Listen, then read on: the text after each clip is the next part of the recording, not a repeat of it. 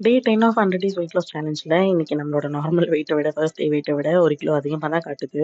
And இப்போ midnight கிரேவிங்ஸ்ன்னு சொல்லி என்னடா ஸ்வீட்ட காட்டுறான்னு பார்க்காதீங்க. இது நேத்து நான் ஹாஸ்பிட்டல் போயிட்டு வந்ததுக்கப்புறம் என்னால நைட் சுத்தமா தூங்கவே முடியல. அண்ட் அதுக்கப்புறமா நான் வந்து கிரேவிங்ஸ்னால இந்த ஒரு முட்டை மிட்டாய் மட்டும் வாங்கி சாப்பிட்டுட்டு, அண்ட் 1 லிட்டர் தண்ணி நைட்டே குடிச்சு முடிச்சேன். அண்ட் அதுக்கப்புறம் மார்னிங் எந்திச்சு வெயிட் செக் பண்ணிட்டு, அதுக்கப்புறம் 1 லிட்டர் தண்ணி குடிச்சு முடிச்சுட்டு, எங்க அக்கா பையன ஸ்கூல்ல போய் ட்ராப் பண்ணிட்டு வந்துட்டு, பிரேக்ஃபாஸ்ட்டுக்கு இட்லி தான் சாப்பிட்டேன்.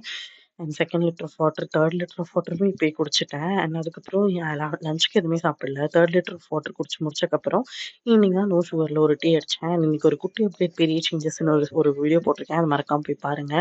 அண்ட் நைட்டுக்கு வந்து ஒரு இஃப்தார் பாக்ஸ் என்னடா இது எல்லாத்தையும் நானே சாப்பிட்டேன்னு நினைக்காதீங்க. இது என் ஃபேமிலிக்கு வாங்குனது. அதில நான் புரோட்டீன்ஸ் அண்ட் கார்ப்ஸா இருக்கிற சிக்கன் அண்ட் மட்டன் மட்டும் சாப்பிட்டுக்கிட்டேன். அண்ட் ஃப்ரூட் சாலட் சாப்பிட்டுக்கிட்டேன். அண்ட் அதுக்கப்புறம் ஆஸ் யூசுவல் நமக்கு கிடைச்ச ரிவார்ட போட்டாகணும் இல்லையா? அந்த டேப்லெட்டையும் போட்டு முடிச்சுட்டு வாக்கிங் என்னால வந்து இன்னைக்கு வெறும் டயர்டா இருக்கறனால 5300 ஸ்டெப்ஸ் தான் போக முடிஞ்சுச்சு.